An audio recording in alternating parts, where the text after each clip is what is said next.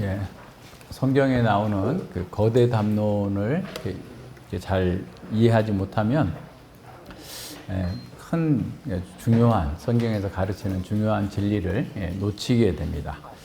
그래서 거룩한 용사로서의 하나님의 그 행동들이 구약에서 많은 우리가 여호수아서도 봤고 또 사사기도 보고 있고 계속 이렇게 있지만 그런 사건들이 어떻게 예수 그리스도의 십자가와 연결되고 있는지 그리고 그 속에서 하나님께서 자기 백성을 구원하시는 일을 어떻게 이루어 가실지에 대해서 잘 보지 못하게 되는 거죠. 그래서 이 거룩한 전쟁을 이렇게 잘 알지 못하게 되면 현재 우리 앞에 있는 싸움에 대해서도 잘 모르게 됩니다. 세상도 잘 모르고 자신도 모르고 이렇게 하다 보니까 인간적인 방법으로 그 문제를 풀려고 해요. 세상 사람들은 다 인간적인 방법을 쓰죠. 그 사람들은 어쩔 수 없잖아요. 그러니까 세상의 그것밖에는 모르니까 그러니까 세상의 방식대로 그 일을 하려고 하지만 예수님 믿는 사람들이 인간적인 방법으로 어떤 문제를 풀려고 하면 비참해져요. 비굴해져요. 그러니까 예를 들어서 왕이 거지한테 한 분 줍시오라고 얘기하는 것처럼 비굴한 상태가 되는 겁니다. 왜냐하면 사단이 영적 세력들이 그런 상황을 보면서 비웃는 거죠. 아이고 하나님의 자식이라고 하더니 꼴 좋다. 그 정도밖에 안 되냐 너는? 이런 식의 그 비웃는 상태를 우리는 이렇게 볼 수 있어야 돼요. 그러니까 우리가 입으로는 하나님의 자녀다, 또 하나님의 백성이다라고 하면서 되게 잘난 체, 세상 사람들이 볼 때는 우리가 되게 잘난 체 한다고 생각해요. 그런데 실제로 행동하는 거 보면 요상하게 행동하면 아이고 저희들 뭐 말하고 행동하고 너무 다르네 라는 식으로 생각을 하면서 우리를 비웃고 조롱하게 될 겁니다. 그래서 우리는 하나님의 시각으로 역사 전체를 바라보면서 우리의 정체성과 우리가 속한 나라가 어디 있는지를 명확하게 인식하고 그 하나님 나라의 시민으로서 어떻게 살아야 되는지를 명확하게 알고서 행동을 해야 돼요. 그래서 C.S. 루이스는 우주에는 중립지역이 없다. 모든 공간과 모든 순간은 하나님이 자기 것이라고 주장하시며 또한 사탄이 자기 것이라고 반대 주장을 하고 있다라는 거예요. 근데 피상적으로 보면 하나님 나라와 그 세상 나라가 막 혼재되어 있어가지고 그냥 어떤 게 하나님 나라고 어떤 게 세상 나라인지 구분하기 어려운 그런 일들이 세상에 너무 많습니다. 그러나 기독교 세계관으로 보면은 이 두 나라는 명확하게 구분되어 있어요. 왜냐하면 그렇게 드러날 수밖에 없기 때문에 그래요. 근데 이제 그게 왜 사람들 눈에 안 보이냐면 우리가 그걸 바르게 인식하지 못하고 있기 때문에 그래요. 그래서 잘 이렇게 봐야 됩니다. 그래서 하나님 나라에서만 그 가능한 어떤 삶의 방식을 가지고 세상을 바꾸려 한다거나 또 세상의 방식을 교회로 가져와서 하나님 나라를 섬기려고 한다든가 이런 방식으로 해서는 안 된다는 겁니다. 그래서 물론 우리가 하나님의 그 뜻을 따라서 잘 살면 세상에도 좋은 영향을 미치고 그래서 좋은 어떤 이렇게 제도의 개혁이라든가 또 사회 문화가 창달될 수 있는 그런 것들은 있다 할지라도 그러나 세상은 항상 세상일 뿐이지 그것이 그 세상이 하나님 나라로 바뀌는 것은 아닙니다. 그래서 우주에는 중립지역이 없다라는 것은 이 사람이 하나님 나라와 세상 나라의 중간에 서 있다 이렇게 생각하면 안 된다는 거예요. 둘 중에 하나인 거지. 그죠? 그러니까 하나님 나라에 속해 있으나 잘 몰라가지고 지금 세상 나라의 지금 방식을 따라 살 수도 있고 세상 나라에 속해 있는데 모양적으로는 늘 이렇게 하나님 나라에 속한 것처럼 할 수도 있다는 거죠. 그래서 그게 이런 것들을 잘 분별해낼 수 있어야 됩니다. 그래서 교육에서도 정치 영역에서도 문화의 영역에서도 다 그와 같은 방식으로 분별할 수 있어야만 됩니다. 그래서 우리가 이 세상에서 참된 분별력을 가져야만 하나님 나라와 세상 나라를 혼동하지 않을 뿐만 아니라 교회가 세상의 정치나 세상의 어떤 그런 그 풍조에 휘말려 들어가지 않을 수 있어요. 그리고 참된 분별력을 갖고 있어야만이 사명을 감당할 수 있고 우리가 진정한 안식과 평강을 누릴 수 있습니다. 그 1절과 그 로마서 그 5장은 우리에게 최고의 평안과 용기를 주는 거죠. 우리 지난번에도 로마서 5장, 8장, 9조 다 했기 때문에 그건 다 생략했습니다. 그래서 1절과 2절에 보면 그러므로 믿음으로 의롭다 하심을 얻었은즉 우리 주 예수 그리스도로 말미암아 하나님으로 더불어서 화평을 누리자. 또한 그로 말미암아 우리가 믿음으로 서 있는 이 은혜에 들어감을 얻었으며 하나님의 영광을 바라고 즐거워하느니라 라고 그랬습니다. 그래서 이렇게 1절 앞에 그리스도로 그러므로 믿음으로 말미암아 의롭다 하심을 얻었다라고 한 것은 3장 21절부터 4장 25절까지 이어지고 있는 그 모든 내용들을 한마디로 요약한 것이고, 그리고 이제 칭의로 말미암아서 주어진 복을 얘기해 주고 있어요. 첫 번째는 뭐냐면 하나님과 이렇게 그리스도로 말미암아 하나님과 더불어 화평을 누리자라는 거고, 두 번째는 은혜에 들어감을 얻었다. 그리고 세 번째는 하나님의 영광을 바라고 즐거워한다라는 겁니다. 그래서 구원의 축복 중에서 가장 중요한 복은 하나님과 평화입니다. 왜냐하면 하나님과 평화를 얻어야 우리가 지금 이렇게 심각하게 타락하고 고통 가운데 떨어지게 된 근본적인 원인을 해결할 수 있기 때문에 그런 거죠.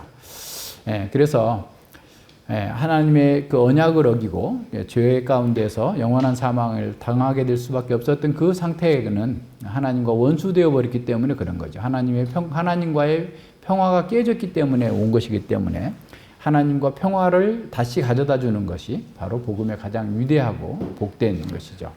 성경에서 말하는 화평, 평화는 히브리어로 샬롬인데 언약 관계 속에서 누리는 복을 요약한 말입니다. 그래서 샬롬은 최상의 삶을 살고 있는 상태를 가리키고 전쟁이 없고 대적자들이 없는 것보다 더 큰 의미, 샬롬은 온전함, 건강함, 번영, 풍성함, 안식과 자유를 총체적으로 담아서 보여주고 있는 언약의 복입니다. 그래서 구약의 선지자들은 종말의 시대가 오면 이렇게 하나님과 다시 평화를 화목하게 될 것이다 라고 하는 것들을 계속해서 외쳤어요. 그래서 우리가 하나님과 화평케 되었다, 화목을 누릴 수 있게 되었다 라고 하는 것은 새로운 피조물이 되었기 때문에 그것이 가능한 겁니다.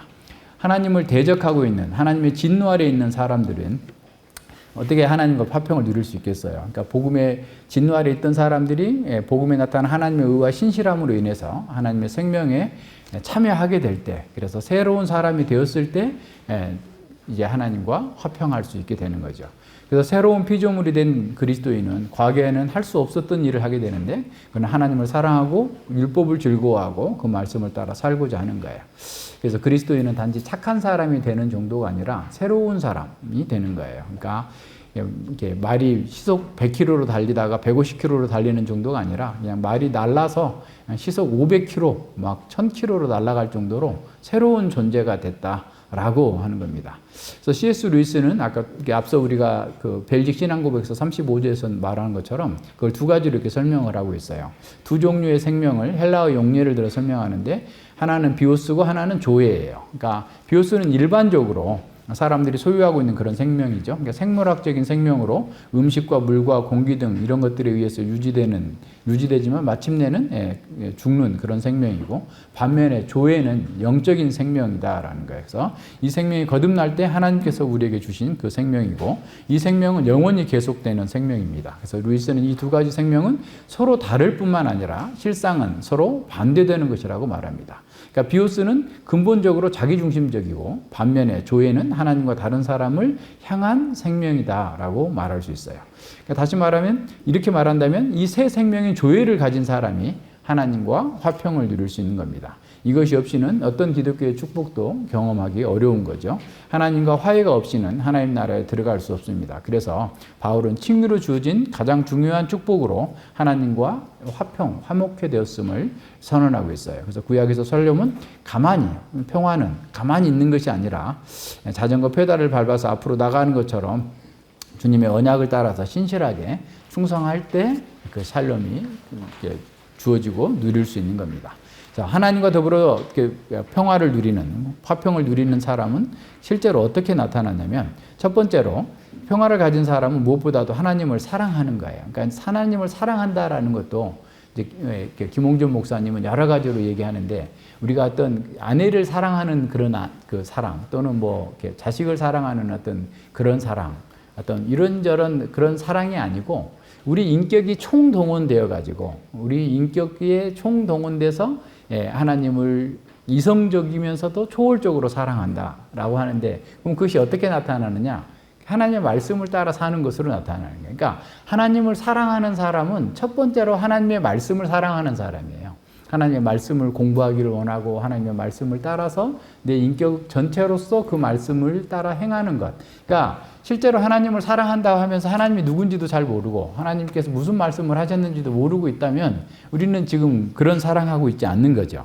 그러니까 그렇게 되면 하나님과 화평을 누리지 못하는 거죠. 그러니까 우리가 그 아이들이 태어났을 때 처음에 엄마 아빠를 이렇게 잘 모르지만 시간이 지나면서 엄마 아빠랑 인식하고 엄마 아빠가 자기를 얼마나 사랑하는지를 깨달으면서 자기도 사랑한다라고 하는 것처럼 우리가 하나님을 사랑하는 것도 하나님의 사랑을 받은 경험한 그것의 어떤 합당한 반응으로서 나타나는 그런 사랑입니다. 그래서 그런 사랑을 할 수 있는 거죠. 그래서 그 사랑이 처음에는 미미할지라도 하나님의 언약 안에서 자기를 구원하신 그분의 사랑에 반응하는 그런 사랑으로서의 사랑이 나타나는 거죠.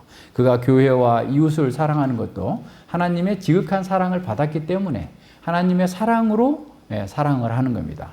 그래서 평화를 가진 사람은 지극히 작은 자라도 주님처럼 사랑하고 그 사람을 외모로 판단하지 않습니다. 그는 거짓 없는 사랑으로 교회를 섬기고 자기 은사를 선용해서 주님의 뜻을 잘 이루려고 하는 사람.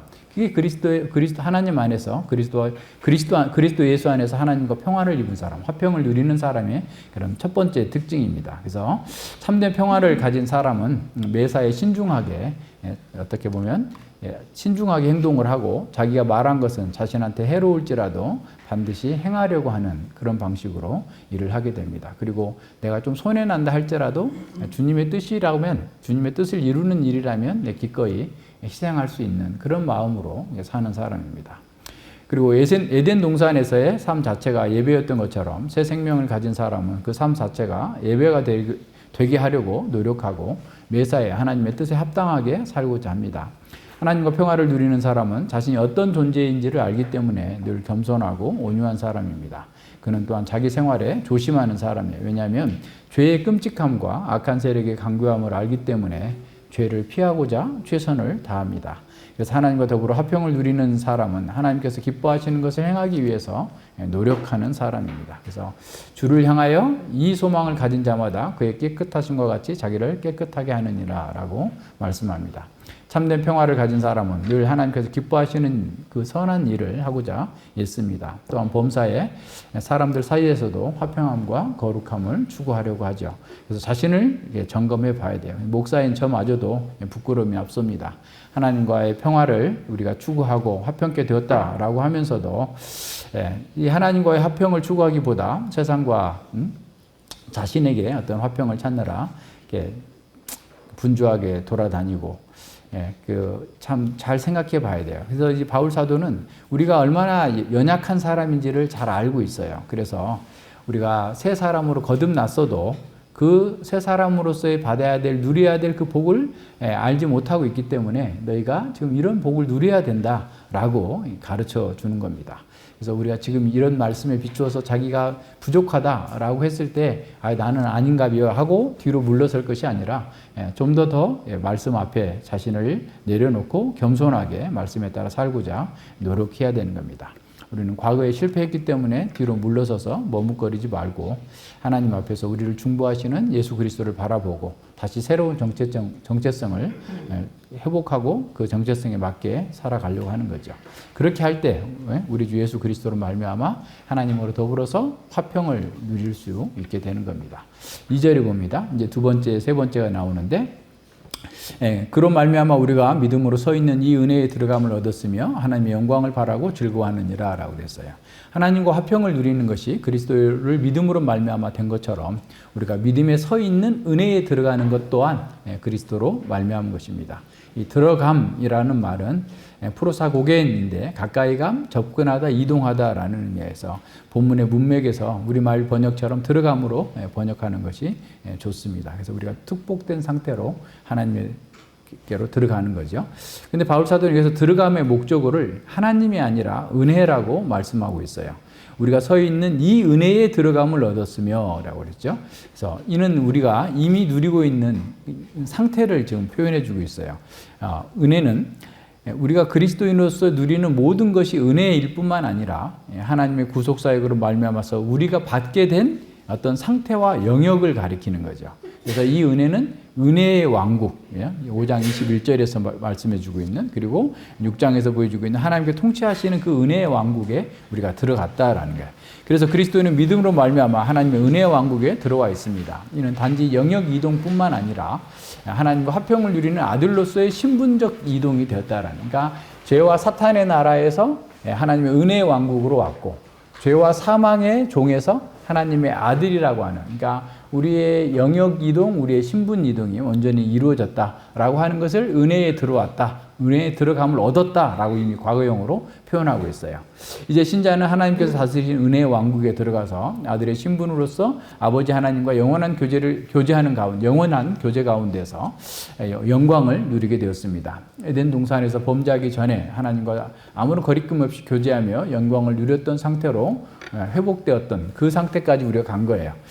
이미 장차 우리는 하나님 나라가 완성되어서 극치에 이르게 될 때 그 주어질 영광 안으로 이미 들어가 있어요. 그러니까 이미 지금 우리가 누리고 있는 이 하나님 나라는 극치에 이를 때하고 정도만 다를 뿐이지 이미 우리는 그 하나님 은혜 왕국에 들어와 있다라는 것을 알고서 살아야 됩니다. 그래서 예수 그리스도께서 우리의 죄를 지고 십자가에 못 박히셔서 우리를 대신해서 죽으셨습니다. 바로 이 결과로 사도는 그로 말미암아 우리가 믿음에 서 있는 이 은혜에 들어감을 얻었다라고 선언하고 있습니다. 예수 그리스도를 믿을 때 죄와 사망에서 해방되어서 하나님과 평화를 누릴 뿐만 아니라 은혜의 왕국에 들어감으로써 하나님의 생명과 영광을 누리게 된 겁니다. 반역자였던 우리는 영원한 형벌을 받아야 마땅한 그런 존재입니다. 그런 우리가 아무런 공로 없이 은혜로 하나님의 자녀가 되었고 하나님의 생명에 참여하여서 영생을 얻게 되었습니다. 그래서 우리는 이제 머리를 들어야 돼요. 이렇게 주눅 들면 안 돼요. 세상에서든 누구 앞에서도 주눅 들지 않고 은혜의 왕국에 속한 사람이라면 하나님의 영광을 위해서 나는 살아야 되는 사람이다, 하나님의 자녀다라고 하는 사실을 자신에게 설교하고 당당하게 하나님 앞에서 이렇게 살고 있는 것, 사는 사람처럼 그렇게 행동을 해야 됩니다. 은혜 왕국에 들어와 있는 우리는 영원히 안전할 뿐만 아니라 이 땅에서도 모든 필요를 주님께로부터 공급받습니다. 우리가 은혜 왕국의 백성이 되었다는 것은 하나님께서 자기 백성에게 주시는 3P의 축복을 이미 받았다라는 것을 의미합니다. 하나님께서 프로텍트, 우리를 보호해 주시고, 프로비전, 공급해 주시고, 프레젠스, 우리와 함께 하신 거예요. 그러니까 우리와 함께 하시는 그 하나님과 지금부터 영원까지 하나님께서 우리의 필요를 채워주실 거예요. 그러니까 먹고 마시고 이거 걱정하고 있으면 안 되고 은혜의 왕국에 들어와 있는 사람처럼 살아야 돼. 그러니까 먹고 마시는 걸 걱정하지 말라는 거지 일하지 말라는 게 아니잖아요. 예수님께서 그 마태복음 6장에서도 말씀하시는 게 염려하지 말라라고 했지 일하지 말라 하지 않았어요. 그죠? 일을 하는데 걱정하지 말라는 거예요. 우선순위를 분명하게 하라는 거예요. 그의 나라와 그 의를 먼저 구하는 그런 삶을 살라라는 겁니다. 그래서 하나님의 은혜는 처음 믿을 때부터 영원까지 우리를 모든 대적으로부터 우리를 지켜주실 뿐만 아니라 우리의 영적이고 육적인 모든 필요를 공급해 주실 거예요. 그리고 또한 항상 우리와 함께 하실 겁니다. 그래서 우리는 현재의 형편과 관계없이 이 세상에서 가장 복된 사람이에요. 현재 우리의 형편을 보면 저 말이 돼? 저렇게 사는 게 맞아? 예수님 믿는 사람이 왜 저렇게 힘들게 살아야 돼? 라고 생각할 수 있어요. 근데 지난번에 우리 봤잖아요. 누가복음 16장에 거지 나사로. 나사로의 이름의 뜻이 뭐라고 그랬어요? 하나님을 경외하는 자예요. 근데 보세요. 우리가 그냥 일반적으로 보면 하나님을 경외하는, 부자가 하나님을 경외하는 자지. 맨날 건강하고 잘 먹고 쓰고 놀고 친구들하고 맨날 먹고 마시고 있는 사람, 야, 저 사람 하나님께 복받은 사람, 그 복받은 이유가 뭐야? 하나님을 경외하기 때문일 거야. 사람들은 다 그렇게 생각했어요. 근데 그 거지 나사로는 자기가 그 집까지 구걸하러 올 수도 없어요. 누군가가 들어다가 넘겨준 거예요. 거기가 사람들이, 돈 많은 사람들이 막 왔다 갔다 하니까 그래도 다른 데보다 구걸하기가 쉬울 장소다라고 해가지고 거기다가 들여다 놓은 거예요. 수동태예요. 근데 거기서 또 누가 보면 저 나사로가 경외하는 사람이야, 복받은 사람이야, 은혜 왕국에 속한 사람이라 누가 그렇게 하겠어요. 앞서 처음 얘기한 게 그거죠. 세상 나라와 하나님 나라를 헷갈리지 말라는 거예요. 우리가 지금 어떤 형편에 있든지 내가 예수 그리스도로 말미암아서 믿음에 들어가 서 있다라는 것을 알고서 주눅들지 말고 지금 내가 하나님 앞에서 내가 하나님과 화평한 관계 속에서 해야 될 그 일을 집중해야 하려고 해야지. 사람들이 나를 어떻게 볼까? 아, 저 사람 저주받아서 저렇게 고통당할 거야. 저 사람 저렇게 힘들기 때문에 저렇게 살고 있을 거야. 암 걸렸을 거야. 뭐 이런 식의 얘기하는 것에 대해서 동요하지 말라는 거예요. 무슨 말인지 아시겠어요? 우리가 이미 은혜의 왕국에 들어와서 하나님과 항상 주님과 함께 살 것이기 때문에 우리의 형편에 관계없이 우리는 이 세상에서 가장 복된 사람이에요. 여러분, 그 부자처럼 살다가 지옥 가고 싶으세요? 아니면 정말 은혜의 왕국에 서 있으면서 내가 어떤 형편에서라도 주님의 뜻과 주님을 경외하는 상황에서 거지로 나를 살게 하셨으면 거지로서 주님을 경외하고 주님을 영화롭게 하고 주님을 찬양하도록 하나님께서 나를 부르셨다라고 하면서 그 상황에서 기쁨과 즐거움으로 그는 살았어요. 그래서 아브라함의 품에 안긴 겁니다. 하나님의 품에 안긴 거예요. 다시 생각해 봐야 돼요. 그래서 우리가 그리스도로 말미암아 은혜의 왕국에 들어가서 영원히 살게 된 것보다 우리에게 더 영광스러운 복은 없다. 그래서 세상 사람들이 갖고 있는 것 부러워하지 말고 하나님께서 우리에게 주신 것 감사하면서 그것을 어떻게 내가 선용해서 주를 위해서 사용할 수 있을까를 그걸 늘 생각하면서 고민해야 됩니다. 예, 이제 세 번째 복이죠. 예, 칭의로 말미암은 세 번째 복은 하나님의 영광을 바라고 즐거워하는 겁니다. 즐거워한다라는 말은 카우코메타인데 자랑하다, 영광스럽게 생각하다, 자부심을 갖다, 기뻐하다 이런 의미입니다. 자랑하다라는 그런 의미예요. 예, 그래서 믿음으로 구원받은 성도가 하나님의 영광을 바라고 자랑하는 것은 너무나 당연한 거죠. 그것이 얼마나 크고 놀라운 것인지를 경험했기 때문에 그런 겁니다. 그래서 하나님의 영광을 소망하면서 자랑하는 것은 어떻게 나타날까요? 첫 번째로는 우리가 큰 기쁨과 자긍심을 갖고 하나님의 영광을 보기를 더욱더 간절히 사모하는 겁니다. 하나님을 자랑하는 것은 하나님의 영광을 자랑하는 것입니다. 그래서 하나님의 빛나는 그 거룩하심과 초월적인 능력을 경외함으로 예배하는 거죠. 그러니까 하나님의 영광을 바라고 소망하면서 자랑하는 것. 그러니까 하나님의 영광이 그걸 경험했어야 그게 자랑하는 거죠. 가령 모세가 하나님을 뵙고 나왔을 때 그 하나님의 영광이 얼굴에 비춰져 가지고 사람들이 그분의 그 모세의 얼굴을 직접 바라볼 수 없도록 하기 위해서 수건을 쓴 것처럼 그 모세가 하나님의 영광을 보고 그 영광이 얼마나 놀라운 것인지를 백성들에게 가르치는 거잖아요. 그래서 직접 볼 수 없으니까 가르면서까지 가르쳤던 건데 우리가 바로 모세보다도 더 명확하게 하나님의 영광을 경험했고 또 그걸 소망하고 그래서 또한 그 영광의 극치에 이를 걸 소망하면서 자랑하는 그런 삶을 살게 되는 겁니다. 그래서 그분의 창조와 구속을 알고 그분의 무한하신 영광에 놀라고 압도해서 참으로 그분만이 이 세상의 모든 인생의 참된 구주이시고 주인이시다라고 하는 사실을 보여주는 겁니다. 그래서 하나님의 영광을 자랑하는 것, 하나님을 자랑하는 것은 우리 자신의 명예나 자신의 종교적인 또는 사회적인 어떤 호의를 주장하는 것이 아닙니다. 오히려 하나님을 자랑하는 것은 하나님과 그분의 사역에 대한 우리의 즐거운 반응이에요. 그러니까 하나님을 자랑하지 않는 것은 뭐가 문제가 있는 거예요. 그러니까 이게 선교도 그래서 우리의 자연스러운 하나님을 자랑하는 하나님의 영광을 자랑하는 것으로 자연스럽게 드러나야 되는 거죠.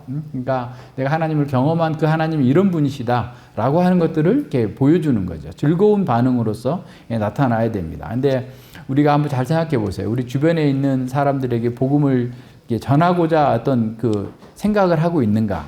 그래서 이제 뭐 때를 얻든지 못 얻든지 말씀을 전파하라. 그럼 목사님한테 한 거니까 그 목사님이 열심히 전해야지. 우리야 뭐 그냥 잘 듣고만 있으면 되지. 이렇게 생각하고 전도를 안 하는 건지는 모르겠으나, 그죠? 우리가 하나님의 영광을 경험했으면 그 영광을 이렇게 자랑하지 않을 수 없는 그런 상태로 우리의 즐거운 반응으로 나타나야 돼. 뭐 억지로 하라는 게 아니라. 그래서 어떤 기회만 있으면 사람들과 접촉하면서, 그죠? 우리 하나님이 이런 분이시야. 우리 하나님 이런 하나님이시다라고 얘기하고 자랑하고자 하는 기회가 계속 자연스럽게 우리 속에서 이렇게 우러나와야 되잖아요. 우리 자식들에게도 그렇고 이웃들에게도. 그래서 이제 근데 막 너무 무례하게 하면 안 돼요. 그죠? 그러니까 요새 사람들은 그런 걸 굉장히 따지니까 사람들 막 길거리에서 막 그렇게 하는 것처럼 전도지 주는 것처럼 무례하게 하지 말고 좀 더 이렇게 친해지고, 그죠? 그러니까 그래서 밥도 좀 사주기도 하고, 그죠? 가령. 뭐 이웃집에 어떤 사람한테 조그마한 선물도 하나씩 주면서 조금 더 어떤 내포가 형성되고 서로 좀 어떤 친밀감이 형성되면서 이렇게 복음도 전하고 이렇게 하려고 해야지 드립다 대고 막 뭐 전도해가지고 여기 그럼 거짓말 하게 돼. 교회 오면 복 받아. 교회 오면 잘 살아. 교회 오면 아픈 병도 나. 뭐 교회가 오면 뭐 마치 무슨 실제로 있지 않는 것을 뭐 있는 것처럼 자꾸 이렇게 얘기하면 안 되고 하나님의 영광을 배울 수 있는 그런 자리로 이끌기 위해서 우리가 노력을 해야 되는 거죠. 그래서 하나님의 사랑과 은혜를 경험한 사람은 그리스도 안에서 변화된 자기의 신분과 모든 것을 공급해 주시는 그 하나님을 자기의 신분 자체도 놀라운 신분으로 변화된 거고, 그죠? 예, 그 하나님의 은혜를 자랑하지 않을 수 없습니다. 그래서 거듭난 새 사람, 새로운 생명을 가졌기 때문에 하나님의 영광을 이미 경험했어요. 그래서 우리는 거듭난 우리 안에는 이미 하나님의 생명이 있어요. 그러니까 그 하나님의 생명이 있다는 것은 하나님의 영광을 우리가 가지고 있다는 거예요. 그러니까 하나님의 거듭난 생명을 가지고 있으면 하나님의 영광을 우리도 가지고 있어요. 그래서 바울은 디도 목사를 추천하면서 디도 목사, 그는 그리스도의 영광이다. 그리스도의 생명을 가지고 있는 사람이다. 담지한 사람이다. 라고 소개시켜주고 있어요. C.S. 루이스는 이렇게 말합니다. 우리가 천국에 살도록 만들어진 존재라면 우리 안에 이미 천국에 대한 갈망이 자리 잡고 있어요. 그러니까 천국에서 하나님과 함께 살도록 돼 있는 사람은 이미 우리 안에 하나님의 생명이 있고 하나님의 영광이 있고 그래서 더 그 영광을 더 많이 경험하고자 하고 더 많이 주님을 이렇게 얼굴로 뵙고자 하는 그런 갈망이 우리 가운데 있는 겁니다. 그래서 진정한 성도는 하나님의 영광과 생명을 받았기 때문에 평생 하나님의 영광을 자랑하면서 삽니다. 따라서 참된 성도는 고난과 역경 속에서도 하나님을 향해서 불평하거나 원망하지 않아요. 사람을 향해서는 할 수 있겠지만 하나님을 향해서 불평하는 것은 그건 심각한 문제예요. 그죠? 예, 하나님의 영광을 바라고 자랑하는 사람은 예상치 못한 혼란이 올지라도 기도하면서 차분하게 대처할 수 있습니다. 하나님만이 온 우주의 주인이심을 알기에 그 어떤 상황에서도 안식과 평안을 누릴 수 있습니다. 하나님의 영광을 경험한 사람들은 사탄의 미혹과 방해뿐만 아니라 우리의 연약함과 부패성도 또한 극복할 수 있어요. 그러니까 하나님의 영광을 경험하고 그 영광을 더 사모하고 바라는 사람은 사탄이 보여주는 게 그게 뭐예요? 세상의 화려, 그죠? 먹고 사는 문제, 또 뭐예요? 인기. 그러니까 마태복음 4장에 나와 있는 예수님을 속이기 위한 사탄의 전략이 바로 그런 거잖아요. 먹고 사는 게 중요해. 그게 더 큰일이야. 라고 하는 사람. 그런 사탄의 미혹이 있고 네가 이 땅에서 멋있는 사람이 되면 유명한 사람이 되면 막 돈도 다 쓸어 모을 거고 사람들이 너를 막 왕처럼 떠받들어 줄 텐데 너 그런 사람 되면 훨씬 더 좋잖아. 이런 거죠. 그리고 세상의 영광에 줄 테니까 나한테 경배해라. 근데 하나님의 영광, 더 큰 영광과 더 큰 하나님의 은혜를 체험한 사람은 그런 것들은 다 어떻게 보여요? 허접한 것으로 보여요. 그죠? 물론 그냥 뭐 처음부터 그냥 금을 돌처럼 봤다? 최영 장군이 그렇게 볼지 않을 수 있죠. 처음에는 유혹이 될 수 있지만 궁극적으로 하나님의 영광을 본 사람은 그것들을 다 상대화할 수 있어요. 그래서 거기에 넘어가지 않는 겁니다. 그래서 세상에 미혹되지도 않고 우리가 갈 수 있는 길을 제대로 정확하게 갈 수 있어요. 그리고 우리 속에서도 부패함이 있고 연약함이 있기 때문에 자꾸 하나님께서 우리에게 주시겠다는 것보다 사람들이 우리에게 주겠다고 하는 것, 그것이 우리의 탐욕과 어떤 결탁이 돼가지고 우리를 넘어지게 하고 우리가 잘못된 선택을 하게 할 수 있어요. 그럴 때도 하나님께서 하나님의 그 영광을 경험한 그 은혜 가운데 있는 사람들은 그걸 이겨낼 수 있습니다. 그건 아주 강력하게 이겨낼 수 있어요. 기도하면서 그렇게 할 수 있는 거예요. 예, 칭의의 결과들인데 두 번째 뭐죠? 예, 환난 중에도 즐거워하는 성도들이 되는 겁니다. 그러니까 우리는 정말 하나님 은혜 가운데 은혜의 왕국에 들어왔고 하나님의 영광을 소망하면서 더 갈망하고 있는 우리가 되었고 하나님과 화평을 즐기고 있는데 왜 우리한테 고난이 있는가? 신실한 사람에게 왜 고난이 더한가? 이렇게 생각하는 거야. 근데 우리는 항상 보면요. 현재적이고 자기중심적이에요. 그러니까 과거에 엄청난 고난을 받았어도 예를 들어 과거에는 1000만큼 큰 고난을 당했어. 그리고 지금 현재는 한 100만큼 받고 있는데 과거보다 지금 이 100이 훨씬 더 커 보여요. 왜냐하면 체감하는 느낌이 크잖아요. 그건 이미 지나갔으니까. 그러니까 항상 이런 방식으로 우리에게 오거든요. 근데 예수님을 믿기 전에 우리는 진짜 고난 가운데서 그냥 어떻게 보면 진흙밭에서 굴르면서 살았어. 따지고 보면. 그러게 비하면 지금 예수님 믿고 당하는 고난은 별거 아니야, 사실은. 그 정도로 작아졌는데도 지금이 막 더 괴로운 것 같아. 막 불평하고 싶고 원망하고 싶고 왜 이렇게 나한테 이런 고난이 있나 라는 식의 하소연을 하는 거예요. 그리고 예수님 안 믿는 사람은 고난이 없는 것 같아 또. 응? 그죠? 아까 부자 어떤 그 잔치하는 사람처럼 그 사람은 고난도 없는데 왜 여호와를 경외하는 내가 이렇게 고난 받아야 됩니까? 라는 식으로 생각을 해요. 그래서 어떤 분이 얘기하고 있는 것처럼 삶은 설명을 요구합니다. 그 삶이 힘겨운 경험이 더할수록 우리의 의문이 강해지기 때문에 그것이 무엇인지를 설명하고 해석하고 답을 찾아야 돼요. 왜 나입니까? 무엇이 잘못되었습니까? 우리는 삶에서 의미를 찾고자 하고 이를 해석하기 위해서 매달립니다. 우리는 우리가 존재한다는 있는 그 사실 그대로의 사실에 근거해서 살지 않고 그 사실에 대한 해석에 따라서 우리 인생을 삽니다. 그러니까 어떻게 해석하느냐가 굉장히 중요해요. 가장 중요한 거예요. 어떻게 보면. 이 현재의 문제, 이 문제가 무엇인가? 우리가 아프면 그러잖아요. 아프면 뭐 때문일까? 막 따져보는 거잖아요. 그죠? 음식을 잘못 먹었나, 뭘 어쨌나. 그래서 안 되면 병원에 가서 검사를 해보고, 또 이게 안 되면 또 다른 검사도 해보고, 계속 이렇게 찾아보는 건 뭐예요? 현재 지금 있는 질병의 원인을 찾고자 하는 거잖아요. 우리의 삶의 문제도 마찬가지입니다. 이게 왜 이렇게 왔지? 이 문제가 무엇일까를 생각하고 해석해야 돼요. 그래서 그 해석이 제대로 되면 어떤 일이 있어도 그 해석 자체에서 우리가 해석한 그 자체로부터 시작해가지고 문제를 극복하기 시작해요. 해석이 안 되면 계속 안 되고 있는 거예요. 인생을 결정짓는 것은 그 경험 그 자체가 아니라 그 경험에 부여하는 의미입니다. 그런 경험을 했어요. 똑같이 했어요. 그런데 그 경험을 어떤 사람이 이렇게 해석하고 이렇게 의미를 붙이고 어떤 사람은 저렇게 해석하고 저렇게 의미를 붙이는 거예요. 점수를 70점 맞았어요. 그럼 70점 맞았으면 야, 참 그냥 그건 객관적인 사실이에요. 근데 어떤 애는 70점 맞았으니까 나는 50점 맞아 누구보다 잘했어. 라고 얘기할 거예요. 그렇지만 또 어떤 애는 나는 100점 맞았어야 되는데 쟤는 95점 맞은 애보다 난 못했네. 이렇게 생각할 수도 있어요. 그죠? 그러면 나는 50점 맞은 보다 잘했다고 하면 자기의 그 속에 만족하고 그 정도 공부하는 수준에서 머물겠죠.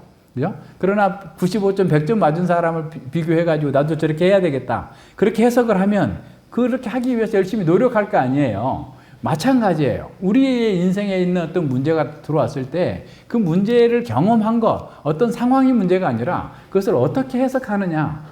환난과 고난은 모든 사람들에게 다 있어요. 예수님 믿는 사람에게도 있고 믿지 않는 사람에게도 있고 믿지 않는 사람은 고난은 여기서 받는 고난은 지옥의 고난을 얘기하고 있는 거예요. 지옥 가서 받을 그 고난을 여기서 아주 먼지만큼 받는 거예요. 그런데 예수님 믿는 사람의 고난은 여기서 많은 고난을 받는다 할지라도 지옥 고난을 면한 고난이에요. 그죠? 뿐만 아니라 그 고난은 우리를 망하게 하고 우리를 넘어지게 하고 우리를 엎드려뜨리게 만드는 것이 아니라 우리를 가장 온전하고 복된 사람의 자리로 옮겨가는 것으로 가르쳐주고 있는 거예요. 바울 사도는 지금 바로 이걸 하고 있는 거예요. 3절과 4절에서 우리가 겪고 있는 이 놀라운 신분과 영광의 나라에 참여했음에도 불구하고 왜 우리에게 고난이 있는가? 그 고난에 대한 의미를 해석하고 그 고난의 해석 속에서 우리 인생의 방향과 삶의 태도가 바뀌어야 된다라는 거예요. 예전처럼 고난을 대하면서 그냥 거기서 굴복하고 있으면 안 되고 투덜거리고 있으면 안 되고 포기해서도 안 되고 하나님의 뜻을 따라서 살라고 하는 겁니다. 처음에 우리가 예수님을 믿을 때 보면 그냥 그리스도인의 삶에 대해서 너무 낙관적이에요. 비현실적인 전망을 갖게 됩니다. 그래서 막 이제부터는 모든 일이 잘 될 거야, 뭐 만사형통할 거야, 이런 생각을 하는 거예요. 그래서 어린 신자들은 자기가 믿었기 때문에 이제는 삶의 충격과 고통에서 완전히 벗어나서 항상 안전하고 만사형통할 것이다 라고 생각을 합니다. 네, 그들은 어떤 죄와 실수에도 불구하고, 그래서 자기는 죄에서도 막 해방된 것으로, 이제 죄에서 해방됐으니까 죄가 더 이상 나를 주관할 수 없을 거라고 생각을 해요. 네, 그래서 어떤 죄와 실수에도 불구하고, 믿었기 때문에 모든 죄에 사면받았다. 사면권을 제시하면 어디든지, 언제든지 무사 통과할 거라고 생각을 해요. 네, 그래서 그런 사람들에게 거짓 교사들이 접근하는 거예요. 현혹하는 거예요. 평강만 외치는 교사들에게 열광하면서 그들을 추종합니다. 이런 못합니다. 다 하나님 사랑하시기 때문에 다 해줍니다. 그러면 얼마나 좋겠어요? 편안하겠어요? 실제로 그렇게 된다면야 얼마나 좋겠냐고요. 그런데 예레미야서에서 뭐라고 나와요? 걔들은 내 어전회의에 참여한 자들이 아니야. 하나님의 말씀을 듣고 그 말씀 앞에서 자기를 본 적이 없는 사람인 거예요. 그런 사람들에게 사람들을 추종하는 거죠. 따라가는 거죠. 그래서 사도는 3절과 4절에서 믿음으로 하나님의 자녀가 된 우리가 현실에서 부딪히고 있는 환난과 고통을 어떻게 해석하고 그것이 가져오는 결과가 무엇인지를 미리 보고 우리가 어떻게 그것에 대응해야 되는지를 가르쳐주고 있는 거예요. 다만 이뿐 아니라 환난 중에도 즐거워하나니 이는 환난은 인내를, 인내는 연단을, 연단은 소망을 이룰 줄 알미라 그랬어요. 이 말씀은 우리가 이신칭의의 복을 가진 우리가 순풍에 돛달고 희망차게 항해하려고 하는 것에 항해하려고 하는 그런 기대의 찬물을 끼얹으려고 하신 말씀이 아닙니다.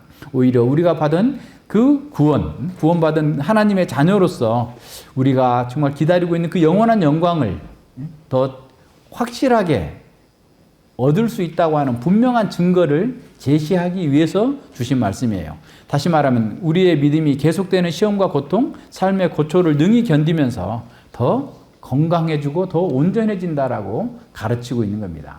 우리는 은혜의 왕국에 들어와 있으므로 영적으로 안식과 평강을 누립니다. 하지만 세상은 여전히 죄와 사망의 지배 가운데 있어요. 우리가 변화됐기 때문에 우리와 같이 세상이 변화된 것으로 생각하면 안 되는 겁니다. 우리가 하나님과 화평을 누리고 있다고 해서 세상도 하나님과 화평의 관계로 들어온 것이 아닙니다. 우리는 분명하게 변화되었지만 우리와 함께 살고 있는 가족은 변화된 것이 아닙니다. 하지만 처음 믿었을 때 우리는 자신이 변화된 것처럼 우리 주변 사람들도 다 변화되었을 거라고 착각을 하게 돼요. 왜 그래요? 우리가 그만큼 놀랍게 변화됐기 때문에 너무 내가 놀랍고 너무 기쁘고 그러니까 내가 변했으니 저 사람도 변할 거다 라는 생각을 하는 거예요. 착각하는 거예요. 그런데 그렇게 착각이 크면 클수록 우리는 실망하고 고통에 더 빠지게 됩니다. 우리가 더 좋은 방향으로 변화됐기 때문에 사람들이 우리를 알아주고 환대해 줄 것으로 생각해요. 그러나 이것은 심각한 오해입니다. 우리가 과거의 세계관에서 벗어나서 하나님 나라의 세계관을 따라 살고자 할 때 그 순간부터 우리는 환난이 있어요. 그러니까 이 환난은 어떤 환난이에요? 그냥 일반적으로 모든 사람들에게 주어지는 환난이 아니라 그리스도인이기 때문에 겪는 그런 환난인 거예요. 그래서 바울은 당시 로마 그리스도인들이 직면한 환난과 고통 때문에 구원의 확실성에 의문을 제기하면서 논쟁하려고 달려드는 사람들이 있다는 것을 잘 알고 있었어요. 또 자기 속에서도 그런 의문이 일어났을 거예요. 따라서 사도는 그리스도인이 현실을 바르게 해석하면서 미래의 영광을 소망할 때뿐만 아니라 환난 중에도 즐거워하는 법을 배워야 한다라고 가르칩니다. 현실의 고통과 고난이 우리를 영광이 아니라 죽음으로 데려가는 것처럼 보일 수 있어요. 보일 수 있는 겁니다. 하지만 진정한 그리스도인에게는 그 고난이, 그 고통이 오히려 하나님의 은혜를 거스르는 것이 아니라 하나님의 은혜로 이끄는 도구가 된다라고 말씀하고 있어요. 그러니까 이걸 잘 생각해야 돼요. 그러니까 우리가 겪고 있는 환난이나 고난이 우리를 망하게 하고 우리를 하나님과 분리시키는 것이 아니라 오히려 하나님의 은혜 가운데로 더 나아가는 거예요. 근데 실제로 어떤 사람들은 고난이 있으니까 하나님께로부터 멀어지는 사람이 있어요. 그럼 그 처음부터 하나님 은혜의 왕국에 들어오지 않은 사람이에요. 그러니까 고난이 있을수록 하나님께 더 가까이 나가야 돼요. 그것이 진정으로 하나님 은혜를 경험한 사람들의 표지이기도 합니다. 바울 사도는 우리가 하나님 나라에 들어가려면 많은 환난을 겪어야 할 것이다 라고 사도행전에서 돌 맞아서 죽을 뻔한 후에 피시디 안디옥, 그 더베 그쪽에 있는 교회들에게 그렇게 말한 겁니다. 우리가 받는 환난은 이상한 것이 아닙니다. 이미와 아직이라고 하는 이 종말의 시대를 특징짓는 보편적인 현상이에요. 그러니까 예수님 믿으면 고난이 없다라고 말하는 사람 누가 됐든지 다 사기꾼이에요. 그런 사람들 얘기는 듣지도 말고 아예 그냥 평강하다. 응? 내 백성의 상처를 심상히 그냥 대충 싸매주고 평강하다. 걱정하지 마라. 예수님이 다 알아서 해주신다. 예수님이 뭘 다 알아서 해줘요. 응? 자기가 해야 될 것도 다 예수님이 할 거니까 하지 마라. 그거 안 해도 된다. 그러니까 술 먹고 가서 놀고 그냥 자기 멋대로 사는 거예요, 사람들이. 편하니까. 그것도 지식인이라는 사람들이 그래요. 그렇게 가면 안 됩니다. 절대로 그런 일이 일어날 수 없어요. 이 시대는 종말의 보편적인 현상이에요. 예수님이 지금 초림하셨고 재림하시기까지는 계속해서 더 치열한 전투가 벌어지고 있어요. 그래서 예수님을 믿었다는 것 때문에라도 더 우리는 다른 사람이 받지 않는 고난을 더 받을 수 있다는 거예요. 그걸 먼저 잘 생각해야 돼요. 이건 보편적인 현상이에요. 하지만 그 종말의 환난이 그리스도인이 하나님 나라의 극치에 들어가는 것을 절대로 막을 수 없다라는 거예요. 최종적인 구원을 결코 막을 수 없다라는 것을 기억해야 됩니다. 또 그 환난이 하나님 나라의 극치에 도달하는 것 또한 막을 수 없어요. 역사의 수레바퀴는 계속 돌아가고 있고 하나님 나라의 완성된 상태로 나아갈 거예요. 그래서 구원 역사 전체에서 인간의 고난은 세상 속에서 하나님의 길을 깨닫는 불가피하고 불가결한 역할을 해요. 그래서 믿지 않는 사람들에게도 고난이 있을 때 하나님께로 부르시는 나팔이라고 그랬어요. C.S. 루이스가 얘기하기를 고난은 정말 규먹어버린 세상을 향해서 하나님의 사랑으로 돌아와라. 그와 같은 방식으로는 결국 지옥에 갈 수밖에 없으니 빨리 속히 주님께 돌아오라라고 하는 나팔과 같이 큰 소리로 울려주는 거고, 또 예수님 믿는 우리마저도 불가결해. 이게 없어서는 안 될 정도로 고난이 우리에게 필요하다라고 생각을 해야 됩니다. 다윗이 하나님께 감사하면서 시편 23편에서 사망의 음침한 길을 피하도록 나를 인도하시고가 아니라 사망의 음침한 길로 함께 하시면서 인도해 주신 거예요. 우리는 지금 사망의 음침한 길을 우리는 통과하고 있는 중인데 거기서 고난이 없을 거다라고 얘기하는 게 맞냐는 거죠. 그렇지 않습니다. 예수님께서 제자들에게도 계속해서 말씀하시잖아요. 너희가 환난을 당하나 낙심하지 말고 두려워하지 말라. 내가 세상을 이겼노라. 예수님께서 이기셨어요. 그 이기신 그 예수님 은혜의 왕국 속에서 우리가 살고 있습니다. 그래서 그리스도인은 이 시대와 세상에 대한 상태를 잘 분별하고 나가야 돼요. 이걸 분별하지 못하면 헛된 생각을 갖게 되고 잘못된 비전을 갖기 때문에 사람들로부터 계속 속임을 당하는 겁니다. 우리가 이 시대의 표적을 안다면 환난 받는 것은 이상한 일이 아니라 당연한 일로 여겨야 돼요. 이 고난은 그리스도인들이 영원한 생명을 소유하고 이 땅에 존재하면서 이 땅에서 하나님 나라의 그 사명을 수행할 때 필연적으로 따라올 수밖에 없는 불가피한 것입니다. 그래서 신자가 이 세상에서 시련과 고통을 당할 때 어떻게 대처하는가를 보면 그의 신앙 고백에 진짜인지 가짜인지가 드러나는 거예요. 고난을 당할 때 어떻게 반응하느냐, 시련을 당할 때 어떻게 고통에 반응을 하느냐, 특별히 예수님을 믿고 주님의 일을 하기 위해서 고난당할 때 어떻게 반응하느냐를 보면 그 사람이 나타나요. 마태복음 그 13장에 씨 뿌리는 비유에 보면 길가에 부러진 그 씨앗은 발아도 되지 못하고 사탄이 물어가 버렸죠. 돌짝밭에 떨어진 씨앗이나 가시덩굴에 떨어진 씨앗은 싹이 나고 얼마간 자라요. 기쁨으로 말씀을 받아요. 흥분할 수도 있어요. 그런데 말씀으로 인한 핍박을 받거나 하나님 나라의 방식으로 살면은 돈에 손해가 오거나 또는 어떤 여러 가지 재물에 어떤 근심 걱정이 있어가지고 그걸 못하겠다 하면 열매 맺지 못하는 거예요. 그러니까 정말 중요한 겁니다. 이게 실질적인 거예요. 우리의 실제 삶의 현장 속에서 벌어지고 있는 매일의 싸움이 그런 거잖아요. 우리가 하나님을 나의 안식의 근원으로 생각할 것인가, 돈을 내 안식의 근원으로 생각할 것인가, 우리에게 있는 경제적인 문제, 삶의 문제, 이런 문제들이 무엇 때문인가, 이런 것들도 잘 해석을 해야 됩니다. 해석하지 않고 자기 방식대로 해결하려고 해보세요. 안 된다니까요.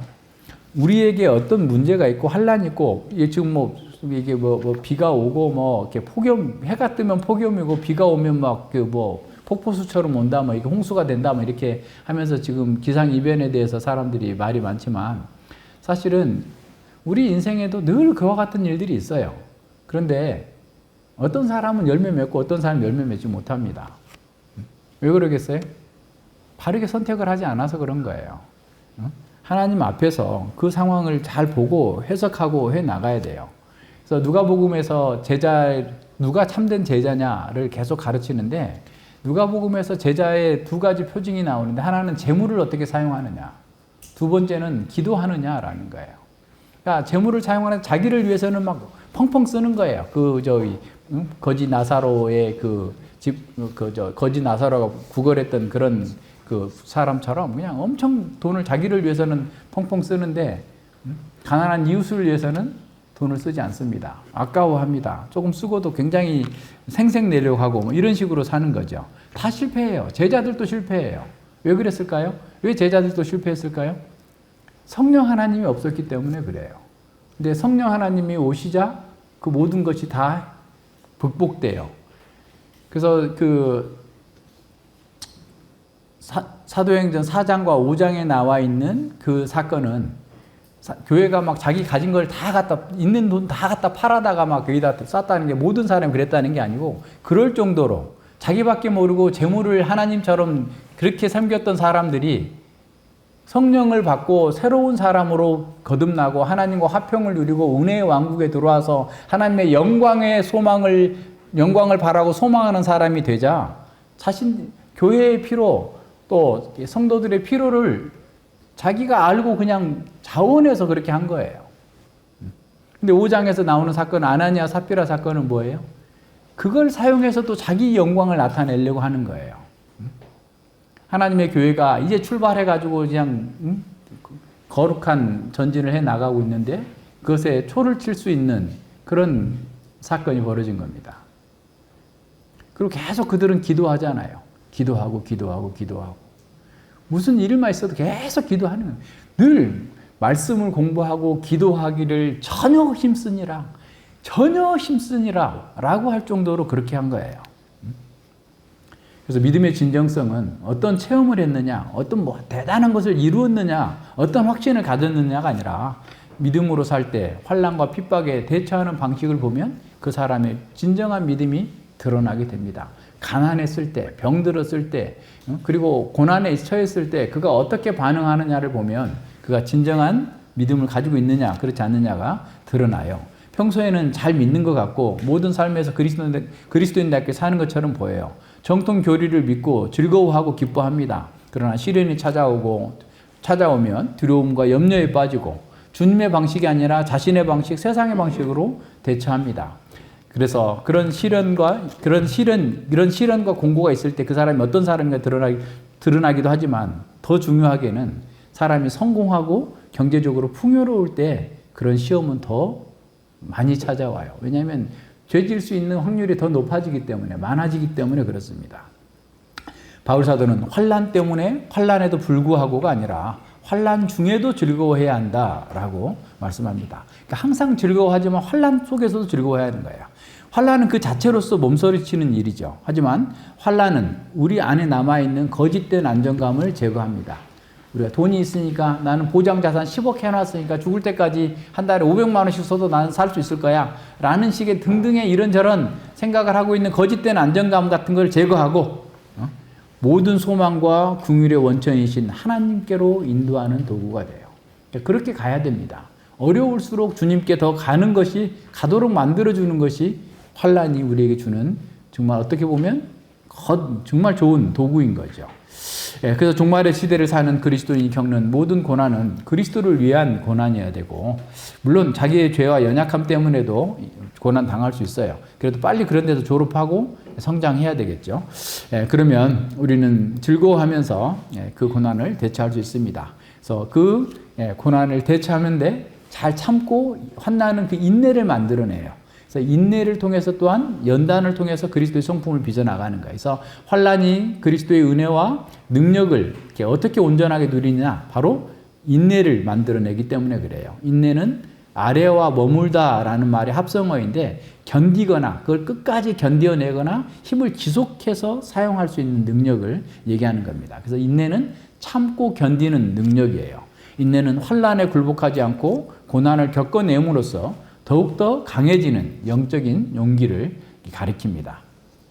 그래서 인내는 부동하게 자기 주의를 잘 지키는 거예요. 자기가 서 있어야 될 자리를 이렇게 지키는 겁니다. 그러니까 제가 옛날에 신앙이 어렸을 때 늘 생각할 때 어떤 경험을 했냐면 제가 어떤 어려운 일들을 자꾸 겪게 돼요. 그러니까 겪게 될 때 어떤 생각을 하냐면 제가 원숭이처럼 나무에 올라가 있는데 밑에서 이 환란이 사탄이 나를 막 흔들어 떨어뜨리려고 하는 거야. 막 이게 막 흔들어 떨어뜨리면 떨어져 나갈 수밖에 없으니까, 그죠?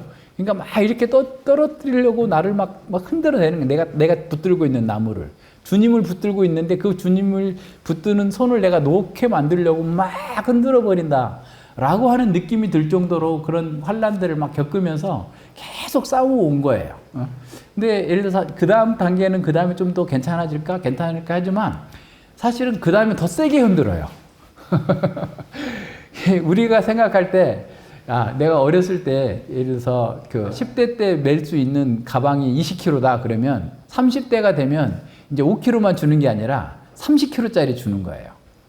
클수록 더 큰 무게와 짐을 더 이렇게 쥐고 그 일을 감당하도록 만드는데 그렇게 하려면 어떻게 해야 되냐면 더 주님을 붙들어야 돼요. 인내해야 돼요. 견뎌내야 돼요. 참기 어렵습니다. 이 참는 거 너무 어려워요. 막 속에서 막 쏟아져 막 나오고 불 같은 말이 막 튀어나오려고 하지만 가만히 있고 기다리는 거예요. 자기 주의를 지켜야 되는 그런 능력이에요. 바울 사도는 환란이 참된 그리스도인에게 바로 인내를 만들어내 견디는 힘을 강하게 만들어준다는 거예요. 그래서 처음에 우리가 믿을 때 우리 아까 얘기한 것처럼 그런 환란을 견디려고 할 때 당황스럽고 어찌할 바를 알지 못하고 힘들어합니다. 그래서 믿음 안에 있는 사람들은 그 환란 속에서 주님의 말씀을 또 은혜를 더 견고하게 붙잡고자 해요. 그건 사실입니다. 그런데 우리가 처음 믿을 때 만난 그 환란은 자기 힘과 세상의 방식으로 대처하다가 보통은 더 큰 어려움을 겪어요. 그러니까 자꾸 하나님을 붙들기보다 하나님이 아닌 다른 것을 자꾸 붙들려고 하는 거죠. 주변 사람들을 붙들고 어떤 것을 뭔가를 붙들어가지고 그 문제를 해결하고자 하는 방식으로 하다가 오히려 더 큰 어려움에 봉착하게 됩니다. 성경과 교회에서 하는 이런 얘기가 얼마나 많아요. 예를 들어서 아브라함의 생애도 보면 처음에는 그냥 엘리에셀입니다. 아닙니다. 롯입니다. 그러다가 또 뒤에 가서는 이스마엘이나 살게 하여 주시옵소서. 계속 자기 방식대로 하잖아요. 그렇게 하다가 바뀌는 거예요. 계속 하나님의 말씀을 경험하고 하나님의 뜻을 따라서 살아갈 때 그렇게 나가는 겁니다. 그래서 우리는 어려움 속에서 우리도 그냥 100% 그냥 탁탁탁탁 기계처럼 그렇게 되는 게 아니고 어려움에 봉착하면 고민합니다. 또 이런저런 방법을 쓰려고 노력해 봅니다. 그러나 정신을 차리고 자기가 겪고 있는 이 고난을 말씀으로 해석하기 시작합니다. 그럴 때부터 해석의 실마리가 문제를 풀어내는 실마리가 생기는 거예요. 그동안 배운 말씀으로 자신의 상황을 스캔해야 돼요. 자기의 영혼을 스캔해야 돼요. 그러면서 해석의 과정을 거치고 주님의 약속을 통해서 그 환란을 보기 시작합니다. 그러면 환란이 내가 버림받았다고 하는 증거이거나 내 신앙에 문제가 있어서 온 것이 아니라, 물론 그럴 수도 있겠지만 주님을 더욱더 붙들고 주님의 지혜와 주님의 공급하심만을 의지하도록 인도하는 과정이라는 사실을 깨닫는 거예요. 그러니까 바로 이거예요. 그러니까 그 환란을 통해서 정말 주님의 지혜만, 자기 십자가를 지고 주님을 따르라고 했는데 그게 말같이 되냐고요. 다 내 맘대로 따르지. 그죠? 그냥 덜렁덜렁 따르지. 그러니까 주님께서 그 과정을 계속 통해가지고 자기 십자가를 지고 자기를 부정하면서 주님의 뜻을 따라 살도록 우리를 만들어 가시는 방법이에요. 그래서 뒤로 물러서지 않고 계속해서 말씀 안에서 기도하면서 견디면서 기다리는 겁니다. 이런 식으로 고난은 우리의 영적 시야를 가리고 있는 부유물들을 제거해 줘요.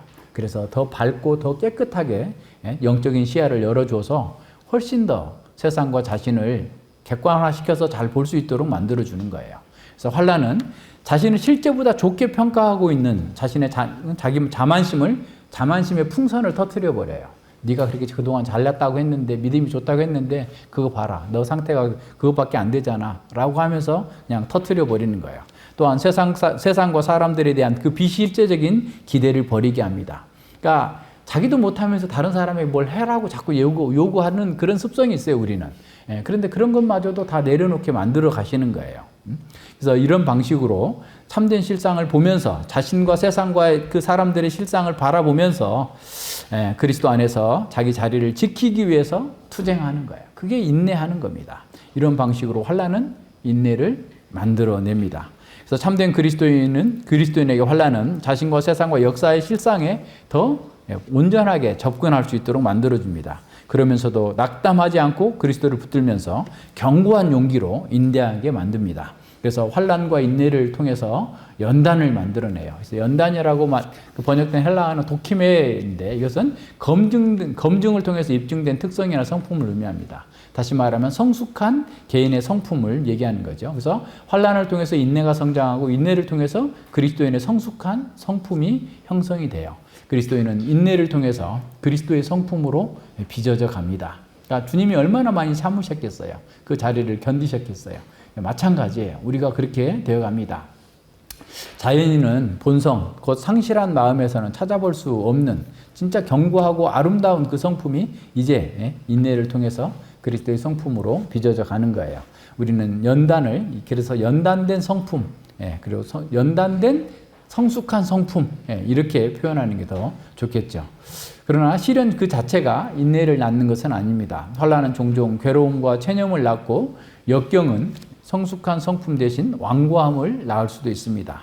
그래서 인내와 연단은 은혜의 표식입니다. 그래서 잘 인내하는 사람, 그죠? 이 사람은 은혜 받은 사람, 은혜의 왕국에 있는 사람, 연단된 성품, 그리스도를 닮은 성품을 가지고 있는 사람, 그 사람 하나님의 은혜 받은 사람, 은혜 가운데 있는 사람임을 우리는 알 수 있는 겁니다. 성숙한 사람의 특징은 지각을 사용해서 선악을 분별하는 것입니다. 말씀을 지정의로 깨닫고 행하는 거예요. 머리로만 알고 있는 게 아니라 그 말씀으로 인한 마음이 뜨거워지고 의지가 올곧게 강해져서 잘 버틸 수 있는 힘을 갖게 되는 겁니다. 그래서 성숙한 사람은 의의 말씀을 경험했기 때문에 상황을 자기중심적으로 보지 않고 주님의 시각으로 보면서 주님께서 기뻐하시는 것이 무엇일까를 먼저 생각하는 사람이에요. 그렇게 행동하는 사람이에요. 그러니까 이게 가장 중요합니다. 그러니까 우리가 뭔가를 하는데, 이것을 하는데 나의 이익과 자꾸 늘 연결을 하고 있으면 우리는 지금 이렇게 온전치 못한 거예요. 주께서 기뻐하시는가?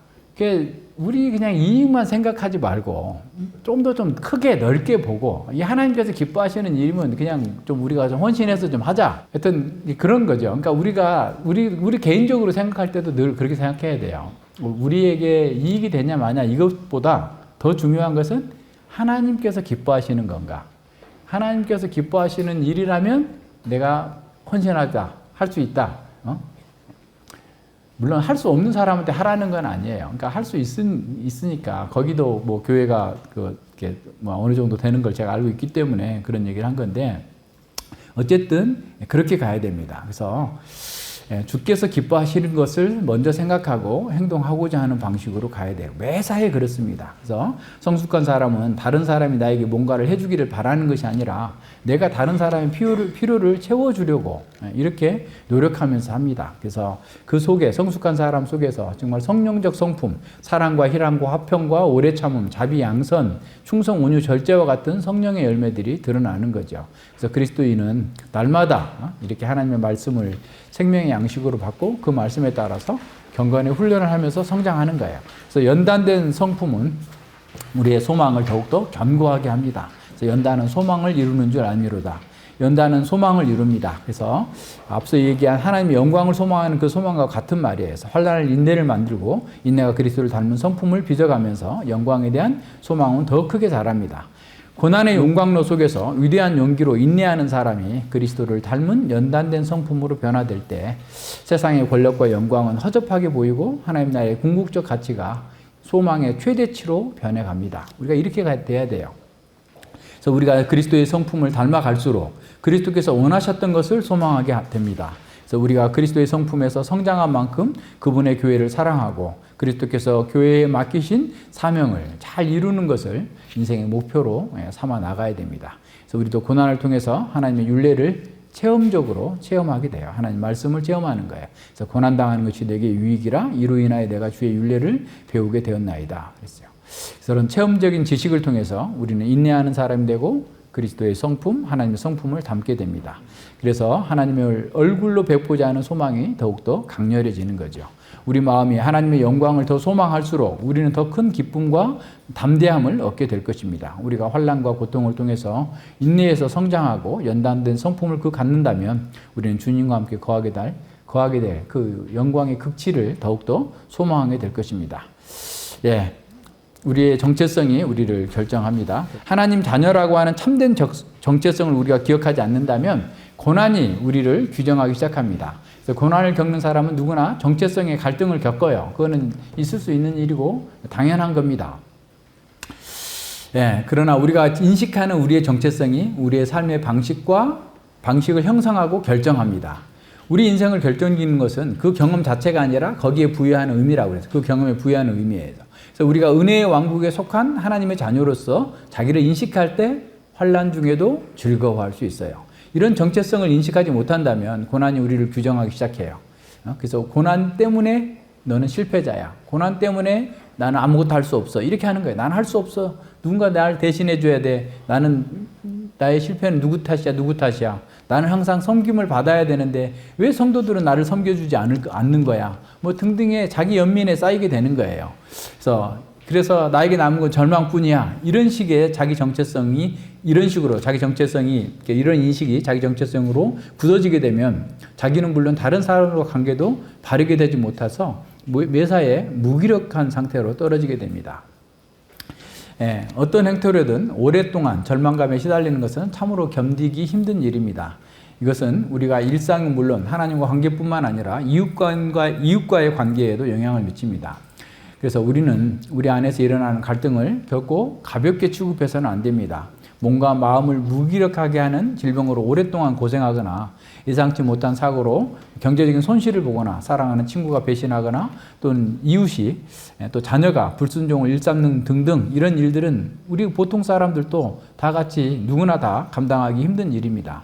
하지만 그런 고통스러운 경험들이 우리를 규정지어서 우리의 정체성을 결정하도록 방치하면 안 됩니다.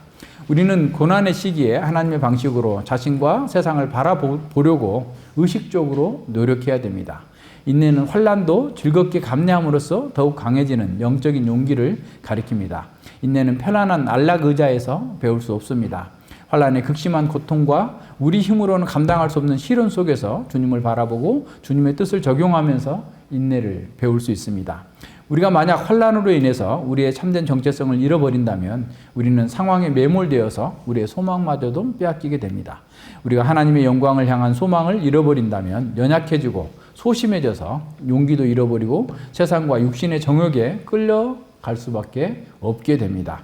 주님을 향해서 담대하게 나가기보다 숨을 장소를 찾기에 급급해하면서 쉽게 포기해버립니다. 소망을 잃으면 거뜬히 해낼 수 있는 일조차도 할 수 없게 되고 삶이 지금보다 더 나아지지 않으리라라고 생각하면서 절망하게 되는 거예요. 그래서 힘든 상황이 자신의 정체성으로 굳어지면 영적인 마비 상태에 이릅니다. 아이고 말씀 공부해도 안 돼. 소용없어. 기도해봤더니 안 되더만. 이런 식으로 하면서 이렇게 영적으로 마비가 돼요. 이런 환난 가운데에서 우리의 정체성을 망각하게 되면 우리의 궁극적인 기대인 하나님 나라에 대한 소망도 잃어버리게 됩니다. 소망은 우리가 무엇을 하든지 동기를 부여야 하고 우리가 열정을 다해서 그 원하는 결과를 만들어내는 일을 하도록 해주는 것이 소망인데 하나님의 영광에 대한 소망은 그래서 믿음으로 용기 있게 행동하도록 우리에게 삶의 동력을 공급해 줍니다. 우리는 하나님이 선하시고 신실하시기에 우리가 그분의 뜻에 믿음으로 순종할 때 복 주실 것이라고 하는 소망을 품고 살 수 있습니다. 순종하는 믿음의 삶은 하나님을 소망하는 것에서 비롯됩니다. 우리가 자신에게 부여하는 그 정체성이 또한 우리의 잠재력을 결정합니다. 어떤 일을 해내기 위해서 우리는 우리의 잠재력을 평가합니다. 내가 이걸 해낼 수 있을까? 할 수 있을까? 평가하는 거죠. 하나님은 우리가 가진 그 잠재력을 하나님과의 관계에서 평가하기를 바라요. 그냥 내가 지금 현재 내 수준에서 할 수 있는가 없는가가 아니라 하나님의 언약 안에서 하나님과의 관계 속에서 내가 가지고 있는 잠재력을 평가할 수 있도록 하나님께서 바라신단 말이에요. 우리는 하나님과 언약 관계 안에 있기 때문에 우리가 발휘할 수 있는 잠재력은 우리가 생각할 수 있는 것보다 훨씬 더 크다는 것을 알아야 돼요. 그러니까 자꾸 자기 한계에 자꾸 머물러서는 안 돼요. 안 돼, 할 수 없었어. 예, 이런 말 요새 잘 안 하죠? 예, 안 된다는 말 요새 잘 안 들리는 것 같아. 뭐 좀 하세요. 그러면 안 돼요, 못 해요. 이런 말 잘 안 들려요. 네, 하겠습니다. 아멘이신 주님을 따라서 이렇게 하시는 성도들을 볼 때 기쁜데, 이제 그런 말 하면 안 됩니다. 왜냐하면 우리는 할 수 있어요. 해낼 수 있고 할 수 있어야만 되는 거예요. 예, 환란이 자동으로 사람을 변화시키는 것은 아닙니다. 정체성과 본성이 변화된 그리스도인에게는 환란이 불굴의 인내와 연단된 성품으로, 그리스도의 거룩한 성품으로 영광의 소망을 이루게 하지만, 정체성과 본성이 변화되지 않는 사람에게는 환란이 성마른 성격과 자기중심적인 정욕과 세상을 더 추구하게 만들어요. 세상으로 더 몰아가 버리는 것이죠. 그래서 우리가 하나님의 자녀로서의 가진 잠재력을 기억한다면 환난과 어려운 상황 속에서도 인내하면서 소망을 갖고 담대하게 주어진 사명을 감당할 수 있습니다. 그러나 반대로 환난이 우리의 정체성을 규정해 버린다면 하나님의 은혜로 할 수 있는 일도 할 수 없다는 절망감에 빠져들어서 정말 아무것도 할 수 없는 상태로 떨어지게 돼요. 스스로 그리스도인이라고 자처하면서도 기대감이 없고 하나님이 주신 잠재력을 과소평가하는 사람은 그리스도의 제자로서 변화되고 성장하려고 하는 열심을 내지 않게 됩니다. 그런 상태에 계속 머문다면 삶의 의욕마저도 상실할 수 있어요. 그래서 우리를 규정하는 정체성은 우리의 행동과 삶을 결정합니다. 다 함께 겪는 고난이지만 어떤 사람은 그 상황을 힘써서 돌파해 나가고 어떤 사람은 주저앉아 버립니다. 왜 그럴까요? 그 답은, 전자는 돌파하는 사람은 하나님의 능력 안에서 모든 것을 할 수 있다라고 하는 그 잠재력을 인식하면서 소망 가운데서 믿음으로 나아가지만, 후자는 그렇지 않기 때문에 그렇습니다. 왜 어떤 사람은 환난과 시련 속에서 적극적으로 살아가면서 성장하는데 어떤 사람은 영혼과 심신이 모두 마비된 것처럼 꼼짝도 하지 못하는 것일까요? 그것은 하나님 앞에서 자기 정체성을 규정하고 자기 잠재력을 발휘하는 것에서 결정됩니다. 그래서 우리가 우리 자신에게 부여하는 정체성이 우리의 기대와 우리의 잠재력은 물론 일상적인 상황과 관계에 대한 우리의 반응과 태도와 행위를 또한 결정짓습니다. 고난은 우리가 버림받은 증거이거나 우리가 소망하는 것들이 실패할 것이라는 불길한 징조가 결코 아닙니다. 오히려 고난은 우리가 하나님의 자녀라는 정체성을 더욱더 인식하게 합니다. 바울 사도는 누구보다도 많은 환난을 겪었지만 누구보다 많은 일을 이루어냈습니다. 고난이 사도를 막지 못했습니다. 오히려 그는 고난을 통해서 불굴의 인내를 얻었고 인내를 통해서 그리스도의 아름다운 성품에서 성장했습니다.